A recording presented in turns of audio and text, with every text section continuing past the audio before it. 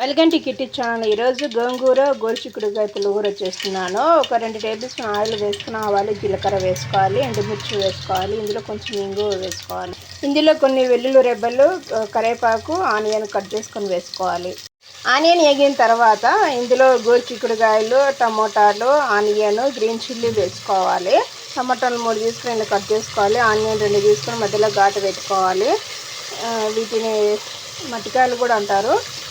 ఇప్పుడు ఇందులో గోంగూర వేసుకోవాలి. గోంగూర కొత్తిమీర సన్నగా 2 సార్లు కడుక్కొని సన్నగా తరుక్కొని ఇందులో వేసుకోవాలి. ఇందులో పసుపు వేసుకొని కొన్ని వాటర్ వేసుకొని 2 విజిల్ వచ్చేంత వరకు ఉడికించుకోవాలి. ఇదిగోండి గోంగూర కొత్తిమీర వేసుకున్నాను. ఇలా గోంగూర మగ్గిన తర్వాత ఒక గ్లాసు చిన్న గ్లాసు మీద వాటర్ పోసుకోవాలి.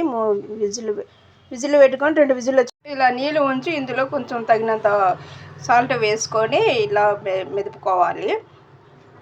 ఇంతే, గోంగూర గోరుచిక్కుడుకాయ పులిహోర రెడీ.